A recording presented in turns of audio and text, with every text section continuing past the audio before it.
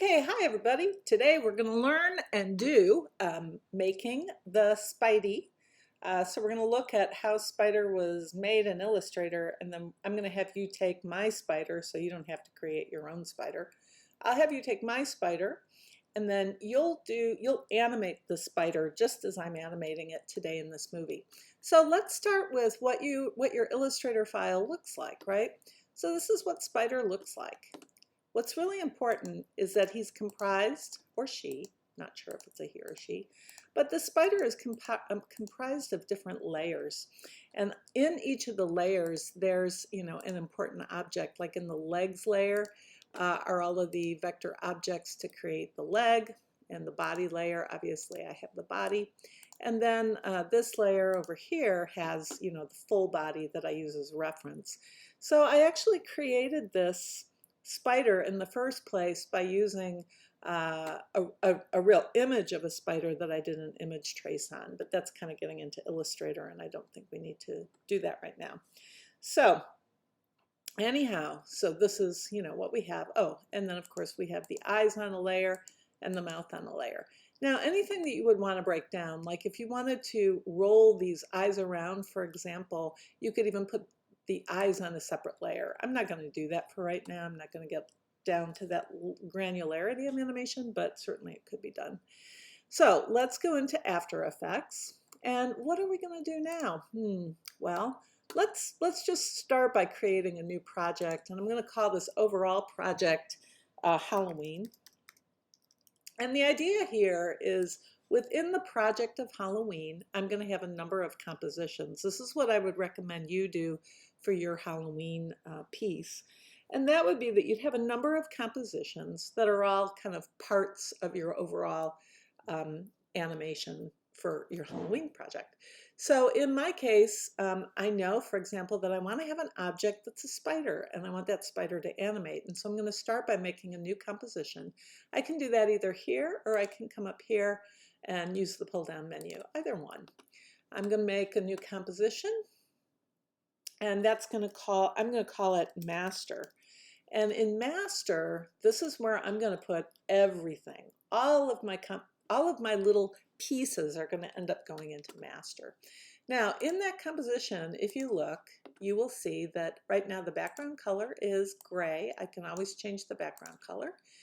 I have a frame rate of 24 frames per second, and I have 30 frame duration, which is fine.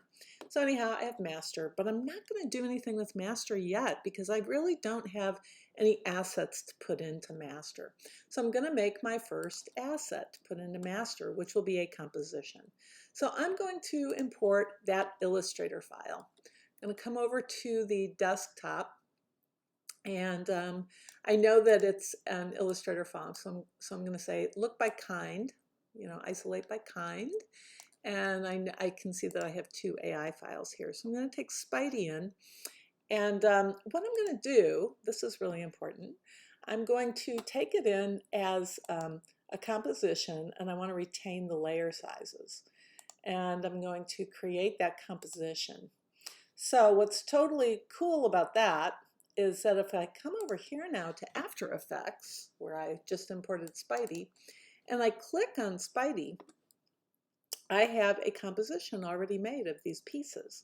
Now, I do have a problem that the background is black here, so I'm going to take my composition settings and do what I just did in the other composition. I'm going to make those settings gray so that I can actually see the spider. Now, if I look at these pieces, you might say, well, what is she actually using?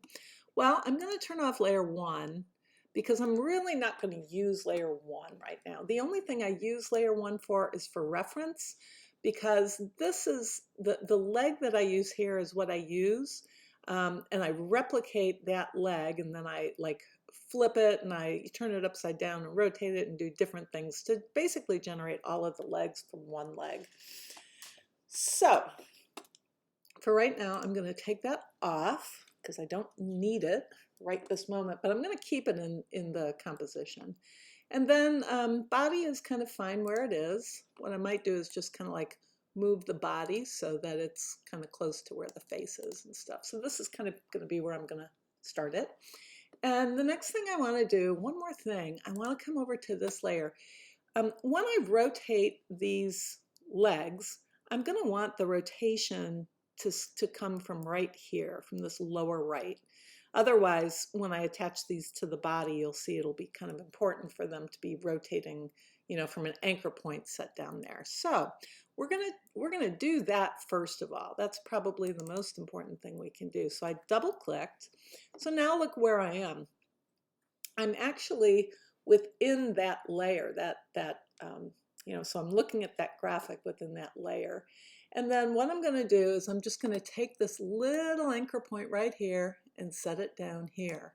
So this is really important when you get into animating this thing. All right, that's good. So I'm going to come back to Spidey. And so now I can see that that animation, or that point is rotating from there. Let's take a look at that. If I rotate now, you can see where the rotation is coming from.